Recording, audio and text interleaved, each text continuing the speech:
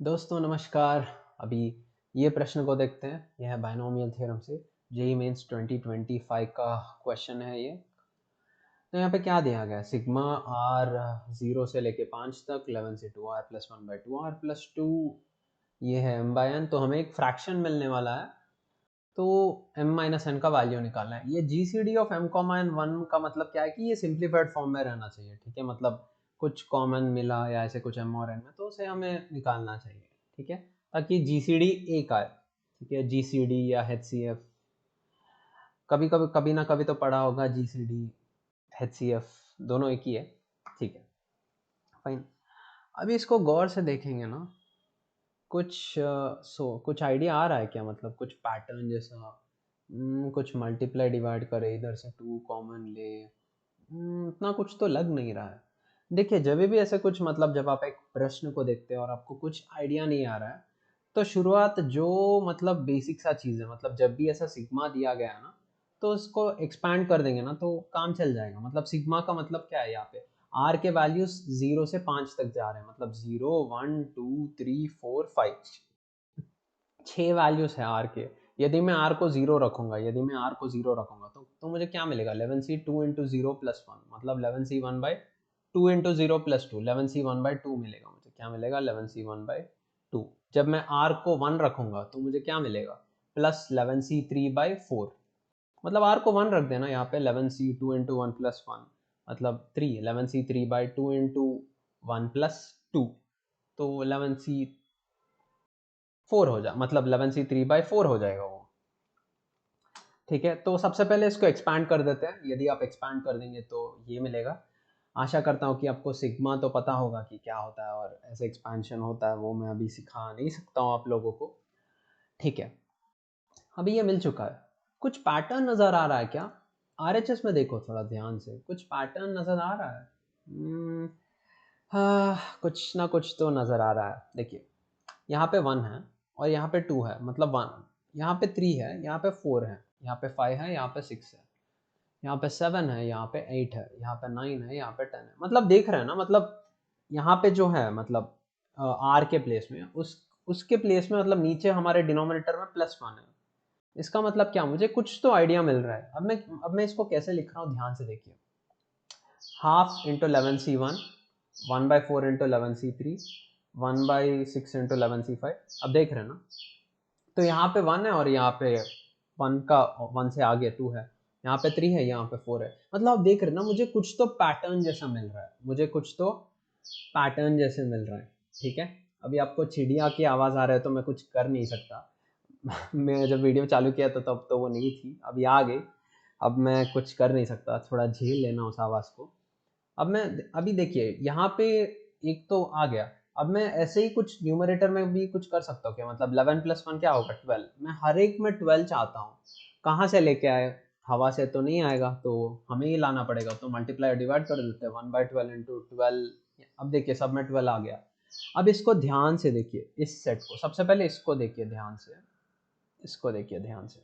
ठीक है। अच्छा हाँ, अब मैं एक फॉर्मूला इस्तेमाल करने वाला हूँ और मैं इस सीरीज के लिए एक नया कैरेक्टर इंट्रोड्यूस कर रहा हूँ। उनका नाम है फॉर्मूला मैन। ठीक है, फॉर्मूला मैन, फॉर्मूला दे दीजिए। हाँ जी, बिल्कुल दे देते हैं। ठीक है, फॉर्मूला मैन दे चुके हैं हमें। फॉर्मूला क्या है? n+1/r+1 into NCR। वो हमें देने वाला है n+1c r+1। ठीक है, इसका मतलब क्या है? अभी इसमें इस्तेमाल करते देखिए। 12 को मैं कैसे लिख सकता हूँ? 12 को मैं लिख सकता हूँ 11+1। ठीक है, 12 को मैं लिख सकता हूँ 11+1। और 2 को मैं क्या लिख सकता हूँ? 2 को मैं लिख सकता हूँ 1+1। ठीक है, 2 को मैं लिख सकता हूँ 1+1। 12/2 इंटू कितना? 11c1। 11c1। अब इसका वैल्यू क्या होगा? n+1c r+1, मतलब 11+1c 1+1, मतलब 12, 11+1 c 1+1, मतलब ये हो जाएगा 12c2। ये वैल्यू बनेगा 12c2। समझ रहे ना मैंने जो फॉर्मूला इस्तेमाल किया है? अच्छा, ये फॉर्मूला कैसे आता है, मैं इसके बारे में, मतलब इसका प्रूफ क्या है, मैं वीडियो के अंत में आपको समझा दूंगा छोटी तरीके से। ठीक है, और ये बन जाएगा 12c4, ये बन जाएगा 12c6, ये बनेगा 12c8, ये बनेगा 12c10। मतलब सिंपल टेक्निक है, 12 और 10 है तो 12c10 ऐसे। ठीक है, तो ये हो गया। पैटर्न अच्छा दिख रहा है ना। चलिए आगे अगले स्लाइड में कंटिन्यू करते हैं। ठीक है सर, सब कुछ तो दिख रहा है, पर यहाँ पर मुझे क्या नहीं दिख रहा है। 12C2 है, 12C4 है, 12C6 है, सब कुछ है, लेकिन 12C0 नहीं है। अरे अगर 12C0 होता, होए होए मजा आ जाता सब कुछ। अब क्या करे, 12C0 जी तो है नहीं। है नहीं 12C0, क्या करे। थाने में जाके कंप्लेंट दे क्या की, मतलब सर 12C, इंस्पेक्टर साहब 12C0 दिख नहीं रहा है, अब मैं क्या करूँ। इंस्पेक्टर साहब बोलेगी देखिए जी, मैथ्स में तो अगर कुछ नहीं है तो ऐड और सब्ट्रैक्ट कर सकते हैं, तो ऐड और सब्ट्रैक्ट कीजिए। तो अब अगर आप उसको करेंगे ना तो आपको मिलने वाला है ये 12C0।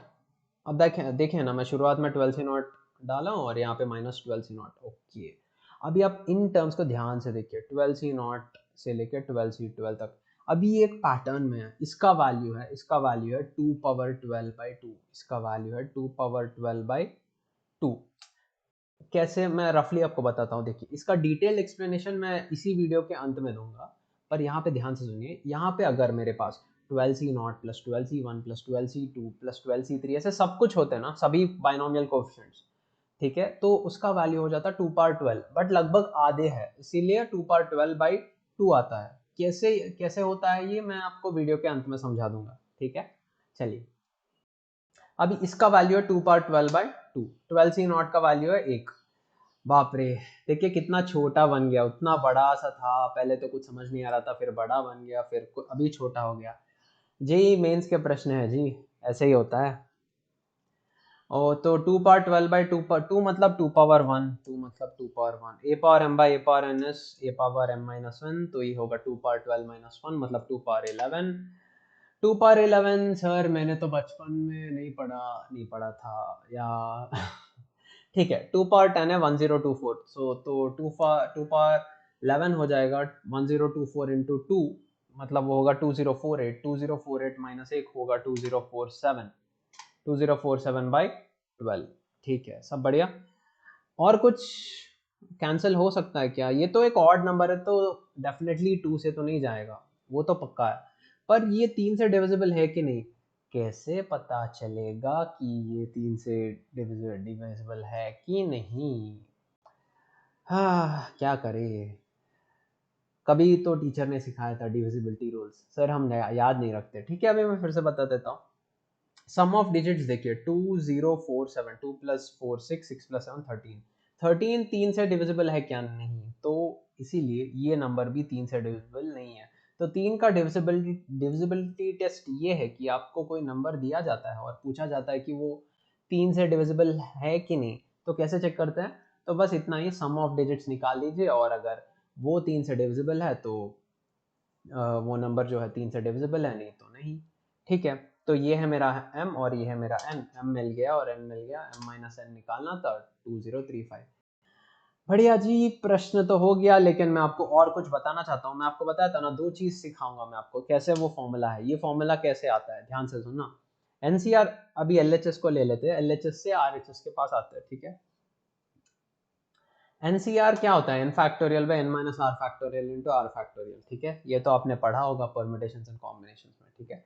चलिए, अभी क्या कर दीजिए, n+1 को n फैक्टोरियल से मल्टीप्लाई कीजिए, r+1 को r फैक्टोरियल से मल्टीप्लाई कीजिए। तो n+1 इंटू n फैक्टोरियल जो है, जैसे कि देखिए मैं आपको एक उदाहरण देता हूँ। मान लीजिए मेरे पास है 4 इंटू 3 फैक्टोरियल, ठीक है, मेरे पास है 4 इंटू 3 फैक्टोरियल। तो ये क्या हो जाएगा, 4 इंटू 3 इंटू 2 इंटू 1, मतलब 4 फैक्टोरियल ना, ये बन जाएगा 4 फैक्टोरियल। उसी प्रकार n+1 इंटू n फैक्टोरियल बनेगा n+1 फैक्टोरियल, और r+1 इंटू r बनेगा r+1 फैक्टोरियल, ठीक है। तो ये बन गया। अभी यहाँ पे n+1 है और यहाँ पे भी r+1 है, तो मैं इसको कुछ n+1 और r+1 की तरह लिख सकता हूँ क्या, जी बिल्कुल लिख सकते हैं। तो n+1 माइनस ऑफ r+1 लिख सकता हूँ ना, एक एक कट जाएगा तो बचेगा n-r। अभी इसको हम, ये जो है ना, ये है n+1 सी r+1, इसका एक्सपेंशन करोगे तो ये मिलेगा। तो समझ आ रहा है क्यों ये इसलिए बना। ठीक है, दूसरी चीज, बच्चों ध्यान से सुनना। अभी अभी भी आप बच्चे ही है क्या, हो सकता है 18 साल के होने के चांसेस है, फिर भी अगर 18 से नीचे है तो बच्चे ही बोल सकते हैं, ठीक है। अभी ये कैसे आता है, देखिए 1 प्लस एक्स पावर 12 का एक्सपेंशन तो आपको पता होगा, 12c0 plus 12c1 x plus 12c2 x square, ऐसे ऐसे करते हो 12c2 एक्स पावर 12, सब बढ़िया। अभी इसमें क्या कीजिए ना, सबसे पहले एक बार x को 1 लगा दीजिए, x को 1 1 लगाएंगे ना तो क्या मिलेगा, 1 प्लस 1 पावर 12 होगा, 2 power 12 is equal to 12c0, मतलब यहाँ पे हर जगह 1 आ जाएगा तो 12c0 plus 12c1 plus 12c2 और 12c12 तक बन गया, ठीक है। और इसके बाद अभी इसी इक्वेशन में क्या कीजिए, x को -1 सब्स्टिट्यूट कीजिए, x की जगह -1 रखिए। यदि आप ऐसे करेंगे तो आपको क्या मिलेगा, 1 - 1 क्या होगा, 0, 0 power 12 is 0, 0 is equal to 12c0 minus 12c1, मतलब x की जगह हम -1 रख रहे हैं ना, तो जहाँ पे भी x के ऑड पावर्स है तो वहाँ पे मुझे माइनस आएगा बाजू में, तो 12c0 minus 12c1 plus 12c2 minus 12c3, ठीक है जी। अभी इन दोनों इक्वेशंस को थोड़ा सा ध्यान से देखिए, ध्यान से, हाँ पढ़ाई करनी है तो ध्यान से करनी है। इन दोनों को ऐड करेंगे ना तो क्या होगा, ये प्लस 12c1 माइनस 12c1 जाएगा 12c3, अरे वाह, ऐसे काटने में तो बहुत मजा आता है ना। बोर्ड एग्जाम्स में ऐसे मत करना, उतना अच्छा नहीं लगता है देखने में। हाँ, जेई मेंस में खुद के रफ शीट में ऐसे कर सकते हो। अभी इन दोनों को इक्वेशंस को मैं ऐड करूंगा ना तो मुझे क्या मिलेगा, 2 पावर 12 इज इक्वल टू, ये 2 बार आ रहा है, ये भी 2 बार आ रहा है, ये भी दो, सब कुछ मतलब बीच के जो भी ये है 12c0 2 into 12c0 plus 12c2 and so on till 12c12। अभी इस दो को यहाँ पे भेज देना, बन गया, बन गया, ठीक है। तो ऐसे हर बार तो नहीं हो सकता है कि मैं सब कुछ जो भी कॉन्सेप्ट्स है मैं उसको उसी वीडियो में समझाऊं, पर हाँ कम से कम छोटी तरीके में मैं प्रयास करूंगा कि समझा दूं वो क्यों होता है, क्या होता है। क्योंकि अक्सर मैं देखता हूँ कि बच्चों को पता नहीं होता कि ये फॉर्मूला तो है बट वो फॉर्मूला कैसे आता है और क्यों आता है, ऐसे चीज़ें याद नहीं रहते। अगर आप उनको याद करेंगे ना तो आपको वो फॉर्मूला भी याद हो जाएगा, ठीक है। तो अभी तक आशा करता हूँ कि आपको समझ आ चुका होगा। फिर मिलता हूँ एक और वीडियो के साथ, धन्यवाद।